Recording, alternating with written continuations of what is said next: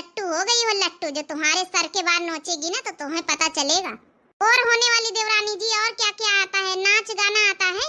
क्योंकि जब हमारी शादी हुई थी पहली बार, हम भी लखनऊ गए थे, तो पूरे मोहल्ला की औरतें आई थी, मुझसे डांस करवाया गया था। आता है कि नहीं आता है? हाँ, नाच गाना तो ऐसा आता है कि इंसान सुनता ही रह जाए, देखता ही रह जाए। चलो कुछ तो अच्छा आता है, जरा नाच के दिखाओ। दिखाओ बहू, नाच के तो दिखाओ। और हाँ, साथ साथ में गाना भी सुना देना। नाचे गान तो बजाओ नहीं, हमारी नंदरानी के आगे सब फेल है। हे नंदरानी, नीक नीक गवने गा जो ने तुमका पसंद कर लिए, ठीक है? भड़काओ ना बजादा, ब्याह कर लियो, नी का रिश्ता है। अरे भौजी दूर पछड़ा था, नाच गा के बजाए के दिखाई दई। ससुर जी तेरी एक न मानूंगी, फिल्म चंद्रावल देखूंगी। इतने गाना आवत नीक नीक नहीं गाए रही, देखो का गाए रही। ससुर जी तेरी एक न मानूंगी, फिल्म चंद्रावल देखूंगी। अच्छा अच्छा नाच गाना अच्छा है देवरानी जी।